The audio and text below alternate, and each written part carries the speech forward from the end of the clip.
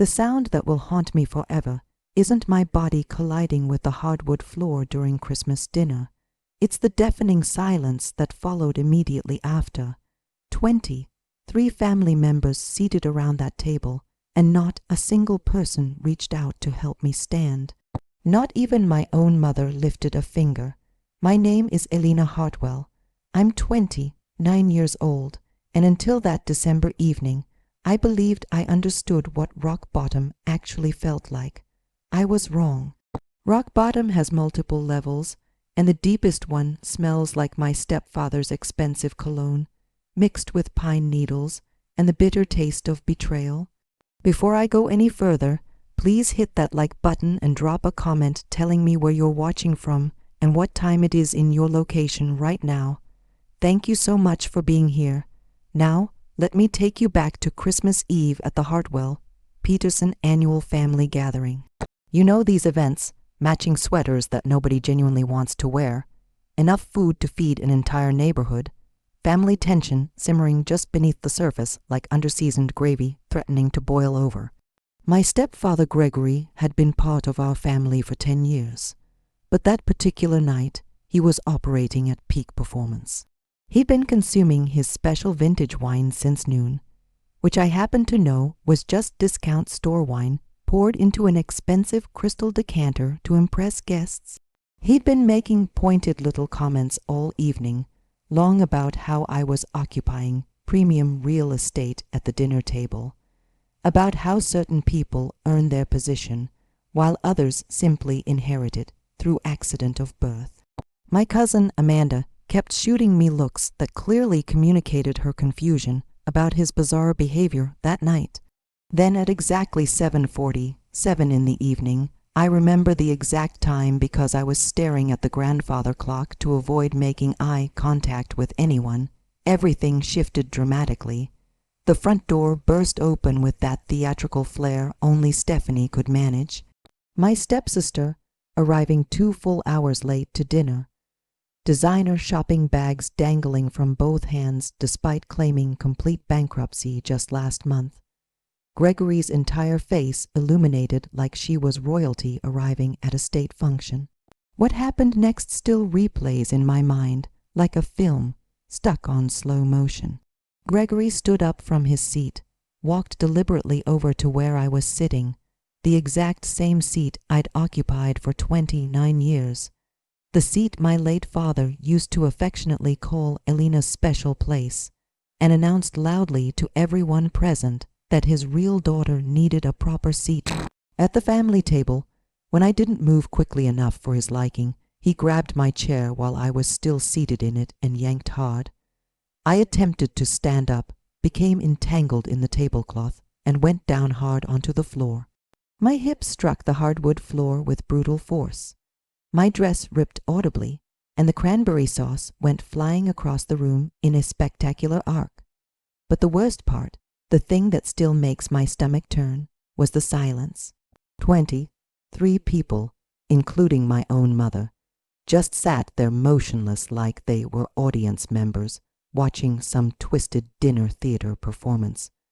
My grandmother made this tiny gasping sound, the kind she typically reserves for when someone uses incorrect utensils. My Uncle Kevin, bless his completely tactless heart, had his phone out recording the entire incident, probably already planning how it would look on his social media feed. My mother's face displayed that frozen expression she'd perfected over the years, the one that communicated she saw absolutely nothing, heard absolutely nothing, and would say absolutely nothing about what just occurred. As I pulled myself up from the floor, cranberry sauce staining my grandmother's vintage dress, I heard Gregory mutter something about how I should feel grateful I was even invited to the gathering. That's when I noticed something crucial. His business phone, unlocked and face up on the kitchen counter where he'd carelessly left it. In my professional world of corporate compliance, we call that kind of opportunity a gift. I left that house that night with my dignity shattered into pieces, but something else completely intact. My father's old laptop hidden safely in my car, and photographs of every single message on Gregory's phone.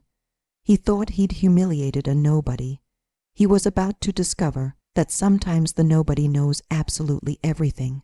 To truly understand why that push meant everything, you need to know what the previous 10 years actually looked like. Gregory Peterson entered our lives like some knight in shining armor. If armor came from department stores and knights drove leased luxury vehicles they couldn't quite afford on their actual income. My mother had been widowed for 2 years when Gregory appeared at our church's support group for widows and widowers. Looking back now with clear eyes, him being there was like a predator attending a support group for prey animals. He identified my mother as his target faster than Stephanie goes through credit cards. The favoritism started subtly at first. Stephanie received a brand new vehicle for her 18th birthday, a Honda fresh off the lot. When I turned 18, Gregory presented me with a bus pass and delivered a lengthy lecture about self-sufficiency and character building. I actually laughed at the time, genuinely thinking he was trying to teach me important life lessons. The joke was entirely on me. College was where things became truly interesting. My father had established education funds for me before his death. I'd seen the account statements when I was younger, substantial amounts set aside for my future. But when I went to access those funds for tuition, they were mysteriously depleted to almost nothing. Market volatility, Gregory explained with practiced sympathy, while somehow discovering $60,000 to fund Stephanie's art degree at an expensive private college. She dropped out during her junior year to pursue becoming an influencer. Her Instagram currently has 247 followers, approximately half of them automated bot accounts. My mother transformed completely during those years as well. She went from the woman who organized charity events and commanded genuine respect in our community to Gregory's personal echo chamber. Whatever Gregory thinks is best became her constant refrain, like she was a toy with a string you pull that only has 5 programmed responses. The real devastating betrayal came with the family business. The logistics company my father built from absolutely nothing, a small but genuinely profitable operation, was now under Gregory's complete control. He'd convinced my mother to make him CEO while she was still deep in her grief and vulnerability. I watched him parade around my father's office, using his golf clubs, sitting in his leather chair like he'd earned any of it through merit. But here's what Gregory didn't know about me. I'd been watching far more carefully than he realized. 3 years into their marriage, I discovered discrepancies in the company financial books during a family dinner where he'd carelessly left his laptop open and accessible. 5 years in, I noticed property transfers that made absolutely no logical sense. 7 years in, I started keeping detailed copies of absolutely everything I found. Last Thanksgiving, my grandmother pulled me aside in the kitchen when no one else was around. She pressed something into my hand with urgency, a USB drive containing crucial information. Your father's old laptop, she whispered quietly, the one from the garage storage. Don't let Gregory discover you have it. There are things on there, critical things he should have told you before he passed away. Then she calmly went back to basting the turkey like she hadn't just handed me a potential explosive device. Gregory grew increasingly bold as Stephanie failed at job after job after job. First, she was going to become a fashion designer, then a party planner, then a life coach, which was genuinely rich considering she couldn't manage her own existence. Each spectacular failure cost thousands of dollars. And can you guess where that money came from? The company my father built with his own hands and vision. The pattern was so predictable you could set your watch by it. Stephanie would fail dramatically at something. Gregory would rage about entitled millennials ruining everything, then somehow miraculously find money to fund her next guaranteed disaster. Meanwhile, I was working 60-hour weeks in corporate compliance, taking night classes to earn my CPA certification, and still hearing constantly about how Stephanie was the future of our family legacy. Christmas night, I sat alone in my apartment with ice on my bruised hip and absolute fire in my heart. The champagne I'd brought for the family toast sat unopened on my counter, mocking me.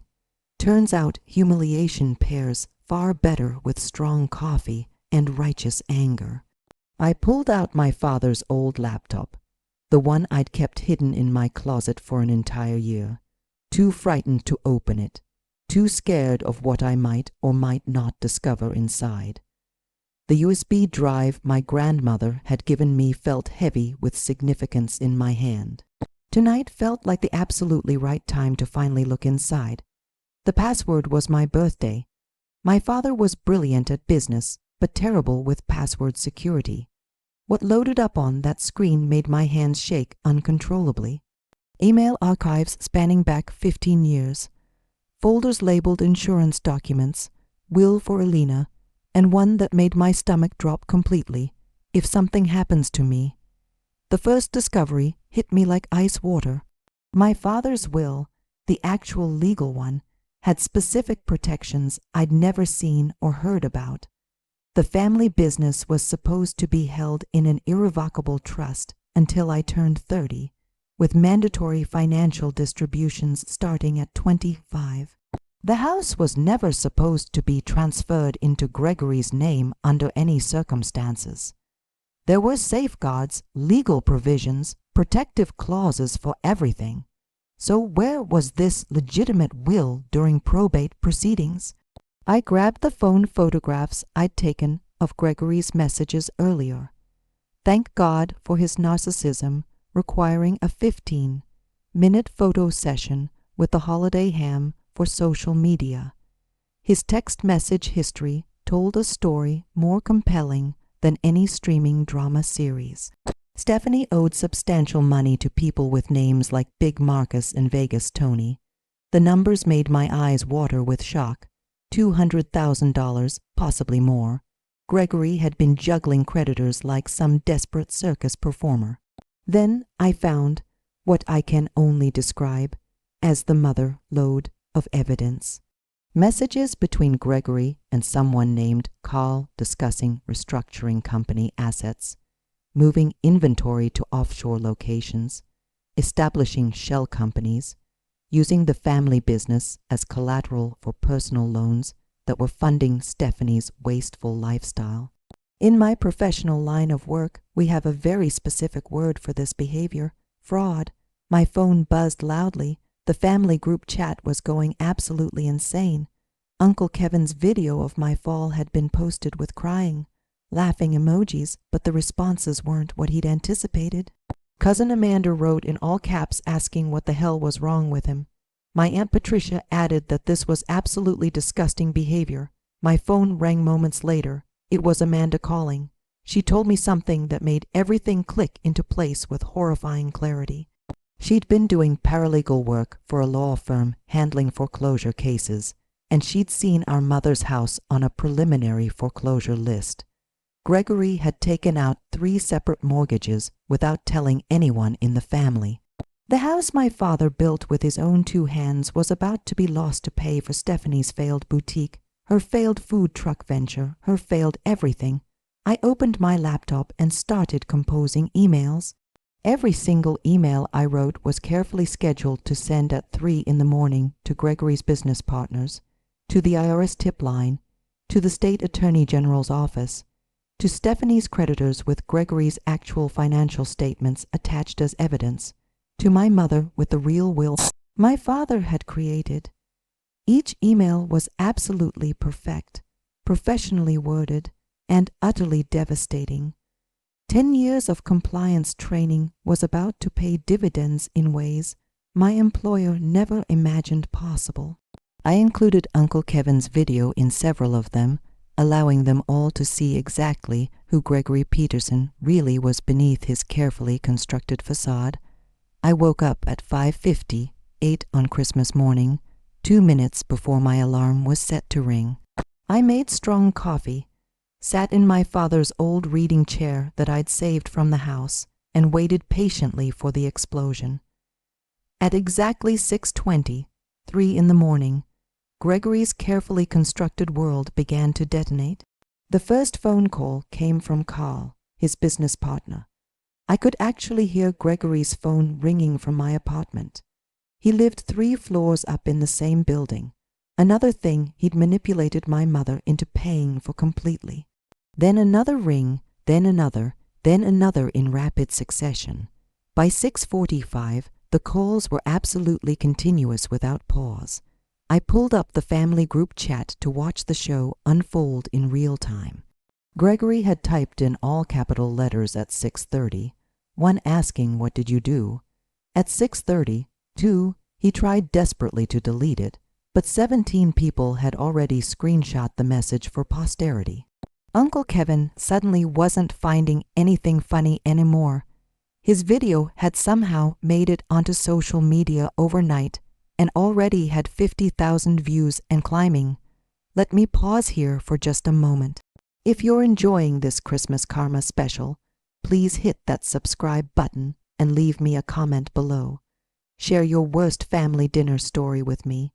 Your support genuinely helps me share these stories, and honestly, it means more than you could possibly know. Back to the beautiful chaos. Gregory's business partners were the first dominoes to fall. Carl, Frederick, Richard, Andrew, Uma, and Derek. I absolutely swear I'm not inventing those names, though the acronym they spell is almost too perfect to be coincidental. Each partner received meticulously detailed documentation of Gregory's creative accounting practices. The IRS tip included 5 complete years of financial discrepancies I'd documented, tied up with a metaphorical bow on top.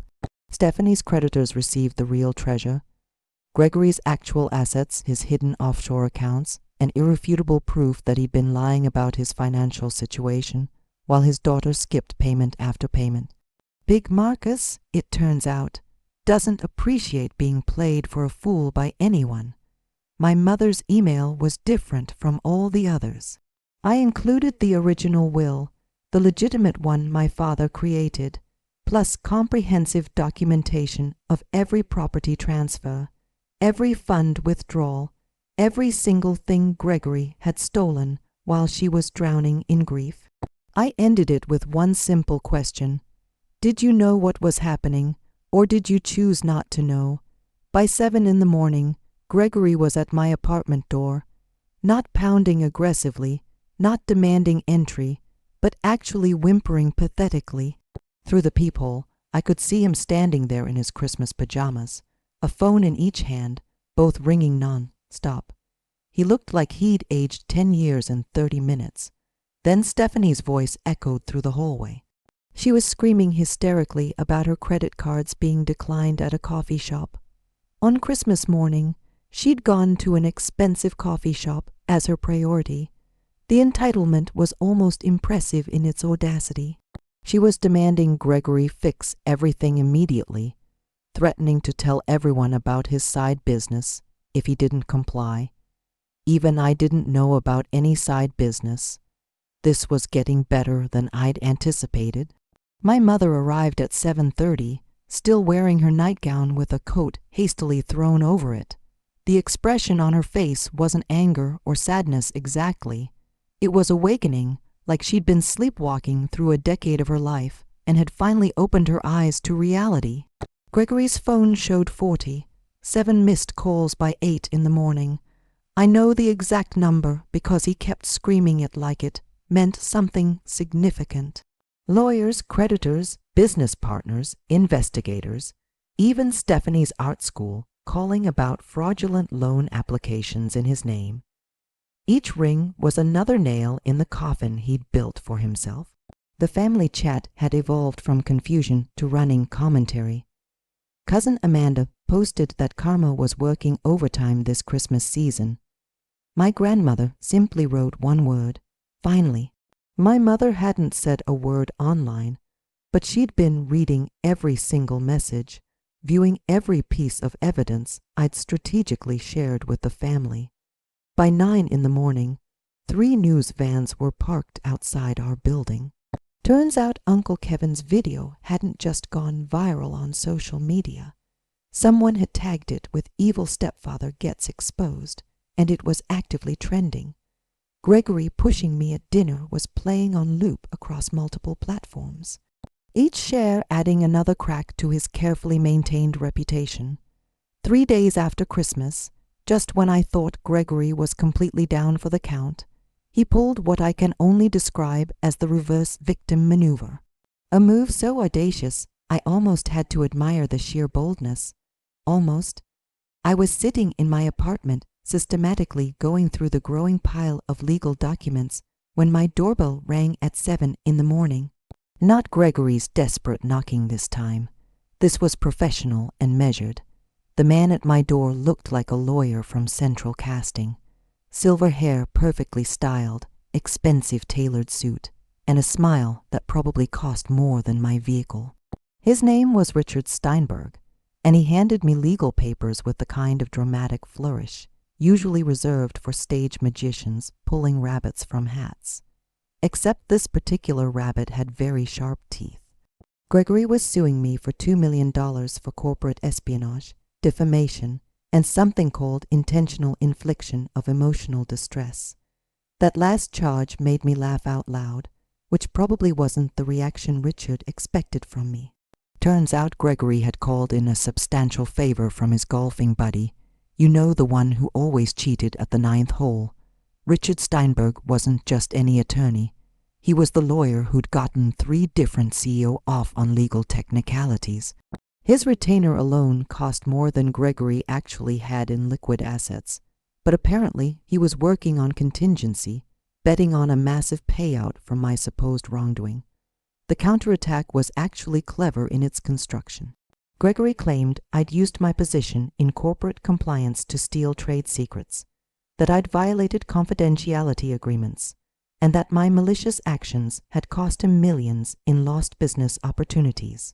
He'd even located 2 former co-workers of mine, Kelly and Marcus, both previously fired for expense fraud, who were willing to swear under oath that I'd bragged about taking down my stepfather.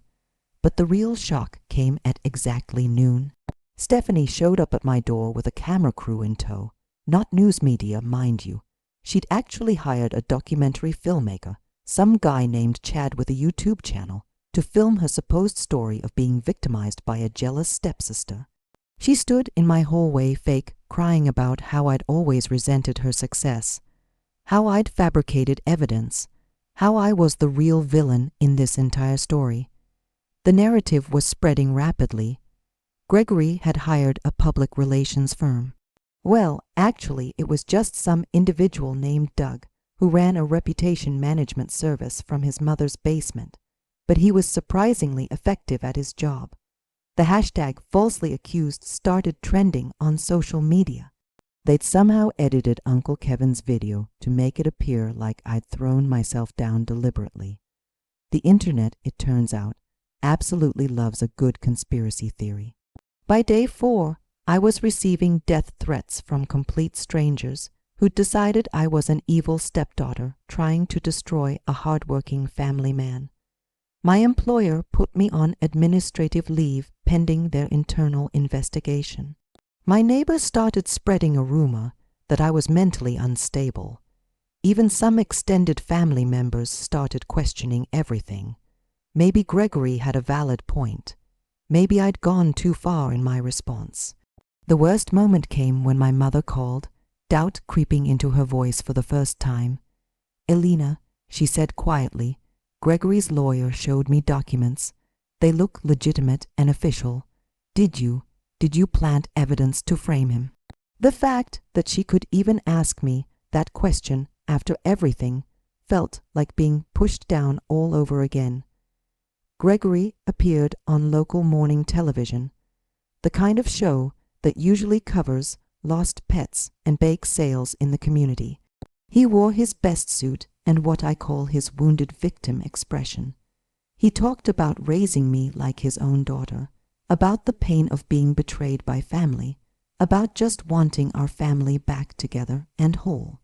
The host, who'd clearly never fact checked anything in her entire career, nodded sympathetically throughout. Meanwhile, Richard Steinberg was genuinely good at his job, really good. He'd discovered a legal technicality in how I'd accessed Gregory's phone. Apparently, looking at an unlocked phone could potentially be considered unauthorized access to electronic devices under certain statutes. He'd transformed my documentation into evidence of an obsessive vendetta against an innocent man. He'd even suggested I'd manipulated my elderly grandmother into participating in my elaborate scheme. The hearing was scheduled for December 30th. The judge, Harold Feinstein, was known in legal circles for favoring dramatic reversals in cases. Gregory's team had momentum, media sympathy, and a narrative that was starting to stick in public consciousness.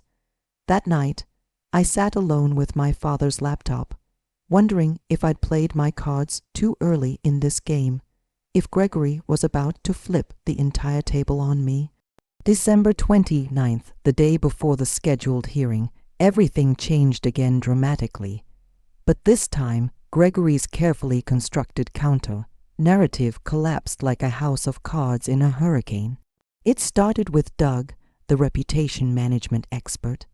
Turns out running a PR campaign from your mother's basement has significant limitations, specifically when your mother has a conscience. Doug's mother, Barbara, recognized Gregory from her book club. Not her current book club, but the one from 15 years ago in Phoenix, where Gregory had gone by the name Gregory Morris Peterson, Walsh, and had systematically scammed 6 widows out of their life savings before disappearing without a trace. Barbara didn't just call the police. She called her entire network of book clubs across 3 different states. By noon, 14 different women had come forward with stories about Gregory using different names, but running the exact same scam. The wounded family man persona evaporated faster than Stephanie's modeling career aspirations. Then Kelly and Marcus, my former coworkers who'd agreed to testify against me, had a sudden attack of conscience. What prompted it was the FBI showing up at their doors asking very specific questions. Turns out lying in a federal investigation is still quite illegal, even if a fancy lawyer asks you to do it. They flipped faster than pancakes at breakfast, admitting Gregory had paid them each $5,000 to lie under oath. But the real explosive bombshell came from an unexpected source. Richard Steinberg's paralegal, a quiet woman named Dorothy, who'd been taking detailed notes in every single meeting. She'd been recording everything legally since our state has one-party consent laws. Gregory, not knowing this crucial fact, had been extremely candid about fabricating evidence, bribing witnesses, and his plans to flee to Costa Rica once he got the settlement money. Dorothy didn't just quit her position. She marched directly into the district attorney's office with 6 hours of recordings, color, coded transcripts, and what she called her conscience folder containing every dirty trick Richard and Gregory had planned together. Turns out Dorothy's own daughter had been scammed by a predatory stepfather years ago. She'd been waiting for exactly this moment to make things right. The documentary filmmaker Chad, who'd been following Stephanie around for her supposed victim's story, accidentally became the hero nobody anticipated. He'd been live streaming a lot of his footage, thinking it would build audience buzz for his project. What it actually did was capture Stephanie admitting on camera that she knew her father was guilty of everything, but who cares? We need the money desperately. She also mentioned the side business again. Apparently, Gregory had been selling counterfeit luxury goods online, using the company warehouse for storage and distribution. By evening, Gregory was at my door again, not with lawyers or cameras this time, but alone, desperate, and somehow even more pathetic than before. He actually tried to play the family card with me. We can work this out between us privately, he pleaded. We're family after all. I recorded the entire conversation on my phone, including the part where he offered me $50,000 to drop everything then 100,000, then finally, whatever you want. Just name your price and it's yours. My mother arrived while Gregory was still begging pathetically at my door. She'd spent the entire day with my grandmother going through old photographs, old documents, and apparently old audio recordings. Turns out my father had suspected Gregory was a con artist before his cancer diagnosis. He'd hired a private investigator, gathered substantial evidence, but the cancer took him before he could act on any of it. Mother had found everything stored in a safety deposit box she'd completely forgotten about. Grief does genuinely strange things to memory. The expression on Gregory's face when Mother played the recording of him bragging to someone about landing the grieving widow jackpot was almost worth everything I'd been through. Almost. That night, after Gregory had slunk away in defeat and Mother had gone home to process everything, I sat alone with my father's laptop. There was one folder I'd been deliberately avoiding, labeled simply for my daughter, open when ready. I finally felt ready to see what was inside. The first file was a video recording. My father, visibly thin from chemotherapy, but eyes still bright with intelligence, sitting in his study. The timestamp showed it was recorded 3 weeks before he passed away. His voice was weaker than I remembered, but his words were absolute steel. Elena, if you're watching this, it means Gregory Peterson has shown his true colors at last. I'm sorry I couldn't protect you myself, but I've left you all the tools you need to protect yourself. He held up a thick folder. Everything in here is backed up in 3 separate places. This laptop, a safety deposit box at First National Bank, and with my attorney Mitchell Hayes in Denver. What followed was 20 minutes of my father methodically laying out Gregory's entire history. His real name was Gregory Morris Worthington. He'd been running the same confidence scheme for 20 years across 7 different states. My father had tracked down 11 victims, recorded their testimonies, gathered police reports from multiple jurisdictions. Gregory wasn't just a con artist. He was a serial predator who specialized in targeting widows with young children. But then my father revealed something that made me actually gasp out loud. I didn't confront him because I needed him to think he'd won completely. You see, sweetheart, the FBI has been watching Gregory for 5 years. Agent Sarah Chen approached me 6 months ago. We've been building a federal case together. The video continued with my father, explaining the elaborate trap he'd set. The will Gregory thought he'd destroyed, that was a fake document. The real one was filed in Denver, legally ironclad and unbreakable. The business accounts Gregory had access to were honeypots with digital trackers on every single transaction. Even the house itself was in an irrevocable trust that would activate on my 30th birthday or upon evidence of Gregory's fraud, whichever came first. I knew I wouldn't be there to activate it myself, my father said, tears visible in his eyes. But I knew my daughter would be strong enough to finish what I started. The next file was labeled Sarah Chen, FBI contact information. I dialed the number with shaking hands. She answered on the second ring, like she'd been waiting for years for this call. Miss Hartwell, I was wondering when you'd reach out. Your father said you'd know when the time was right. What followed was a conversation that changed absolutely everything. Gregory's secretary, the one he'd been having an affair with for years. She was actually Agent Chen working undercover for 3 years. She hadn't been having an affair at all. She'd been documenting everything meticulously. The side business selling counterfeit goods connected to an international fraud ring the FBI had been tracking for an entire decade. We were waiting for Gregory to make his big move. Agent Chen explained carefully. The lawsuit against you, that's it. He's now committed federal wire fraud, witness tampering, and about 15 other felonies in the process. We're moving in tomorrow morning, but my father had left one more surprise for me. A folder labeled "The network contained contact information for all of Gregory's previous victims, spanning 2 decades. Over the past week, while I'd been fighting Gregory's PR campaign, they'd been organizing themselves. Barbara from the book club had connected them all through her networks.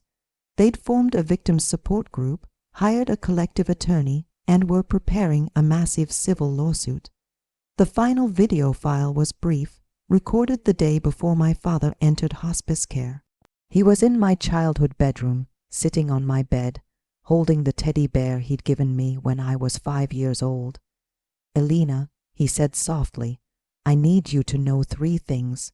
First, I'm proud of who you've become. Second, your mother will need time to heal from all this, but she'll come back to herself eventually. Be patient with her.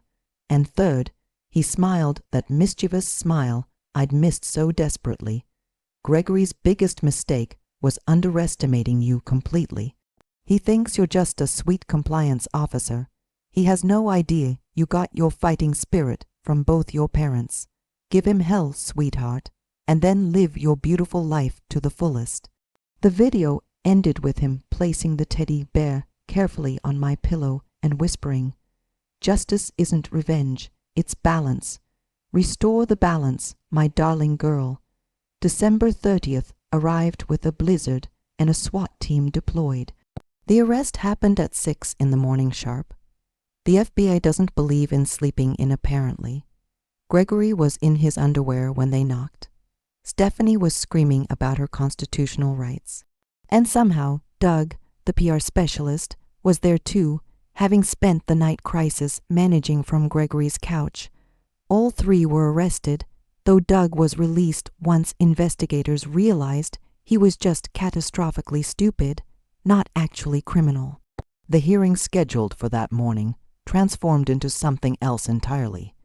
Judge Feinstein, who'd been prepared to hear Gregory's lawsuit against me, instead found himself presiding over an emergency asset freeze hearing. The FBI presented their case with the kind of precision that made my compliant, loving heart absolutely sing with joy. Agent Chen took the witness stand. 3 years of undercover work distilled into 2 hours of absolutely devastating testimony. She documented everything: the embezzlement, the fraud, the money laundering, even Gregory's plans to murder my father by switching his cancer medications, a plan he'd abandoned only because my father was already dying rapidly. Richard Steinberg tried to withdraw from the case so quickly he actually tripped over his own briefcase in his haste. But the judge wasn't finished with him yet. Turns out Dorothy, the paralegal, had recorded Richard knowingly suborning perjury. His law license was suspended before lunch break. The victims' network appeared like an avenging army of pearls and sensible shoes. 14 women, all over 60 years old, all telling the exact same story with different names and dates. Gregory had stolen over $3 million over 20 years of running this scheme. The civil suits alone would destroy him financially, but the criminal charges were what really mattered in the end. The IRS agent who testified actually smiled while reading the charges: tax evasion, tax fraud, filing false returns. The list continued for 20 solid minutes. Gregory owed $1.4 million in back taxes, but with penalties and compound interest, it was closer to $3 million total. They'd frozen absolutely everything, even the quarters in his car's cup holder. My mother took the witness stand to validate the trust documents my father had created. She was composed, clear, and when asked about Gregory's character, she simply stated, "I was grieving." He was hunting vulnerable prey. The entire courtroom went absolutely silent at those words. But the moment that broke Gregory completely was when Stephanie took the stand for the prosecution's side. Faced with her own serious charges, she'd flipped faster than her failed business ventures. She detailed every scam, every lie, every crime she'd personally witnessed over the years. She even produced recordings she'd made of Gregory as insurance for when he inevitably turned on her someday. The scorpion had stung itself fatally. The federal prosecutor, a woman named Jessica Torres, who looked like she consumed defense attorneys for breakfast, laid out the full scope of everything. This wasn't just fraud. It was racketeering under federal law. Gregory hadn't acted alone. He was part of a network that targeted widows across the entire country systematically. The fake luxury goods operation was funding international terrorism. The money laundering went through 6 different countries. Gregory wasn't just facing standard jail time. He was facing the kind of prison sentence usually reserved for organized crime bosses. By the end of that day, Gregory had been denied bail as a significant flight risk. His passport had already been flagged when he tried to book a ticket to Costa Rica that morning. Every asset was frozen solid. Every avenue of escape completely blocked. The man who'd pushed me down so casually was now falling himself. And unlike me, absolutely no one was going to help him up. New Year's Eve arrived with champagne and vindication in equal measure. The family gathering was at my grandmother's house this time. She'd declared the old venue tainted by Gregory's presence, and absolutely nobody argued with grandmother when she used that particular tone. The atmosphere was surreal to experience.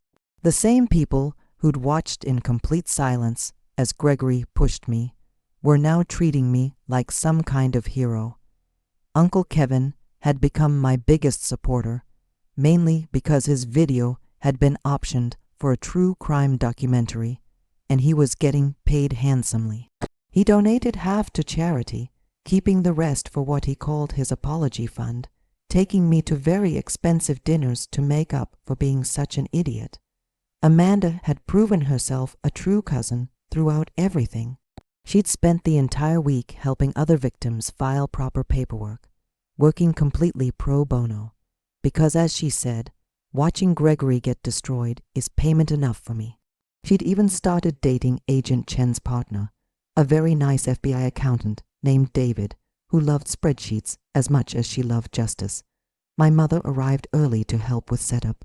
She'd been in intensive therapy since December 27th, a program specifically for victims of long-term manipulation. She looked different somehow, not just happier, but present in a way she hadn't been for an entire decade. She'd started wearing red again, my father's favorite color, on her. "I need to apologize properly," she said, not to the room at large, but directly to me alone. "Not for being fooled initially. Grief makes fools of all of us. But for choosing comfort over courage, for letting him dim your light because I was avoiding seeing my own darkness. You deserved a mother who fought for you. Instead, you had to fight for both of us." The room went completely silent, but it was a different kind of silence than Christmas Eve. This was respect and acknowledgement, the kind of moment that genuinely heals deep wounds. My grandmother stood up slowly, raising her champagne glass high. "This family failed Alina once," she announced clearly. "We will not fail her again, and we will not forget that justice came not from us, but despite us entirely. May we earn the forgiveness she's showing us by being here tonight." At exactly midnight, as the ball dropped on television, my phone received a notification. The trust had officially activated. The family business was legally mine. The house was in my name exclusively. Every single protection my father had put in place had triggered perfectly. It was January 1st. New year, new life, new beginning. Gregory, meanwhile, was spending his New Year's Eve in federal detention. Stephanie had been released on bail, but was under house arrest at a halfway facility. Her Instagram dreams replaced by court, mandated community service. She'd gotten a job at a fast food restaurant. The uniform did not photograph well for her aesthetic. Someone had sent me a photograph from the detention center's New Year's celebration. Apparently, they'd had sparkling apple cider and stale cookies for festivities. Gregory was sitting alone in a corner wearing orange instead of designer suits. The man who'd needed to be the center of attention constantly was now just inmate number 4847329. The best part, though, the documentary producers wanted to interview me for their project. The working title was Pushed Down, Standing Up, A Christmas Crime Story. They were offering enough money to completely restart the scholarship fund my father had created before he died. Gregory's downfall would fund other people's dreams and education. 6 months later, I sat in my father's office, now truly and legally mine, preparing for Gregory's sentencing hearing. The federal case had been swift and decisive in its conclusion. Gregory had pled guilty to 7 separate charges, desperately hoping for leniency. He wouldn't receive it. The judge, a woman named Patricia Hawkins, who'd been one of my father's clients years ago, didn't hide her complete disgust. Gregory received 25 years federal time, with no possibility of parole for at least 15 years. The courtroom erupted in spontaneous applause, highly unusual, but Judge Hawkins allowed it, saying sometimes justice deserves recognition. Stephanie had gotten 2 years probation and 3,000 hours of community service. She'd actually become a decent employee,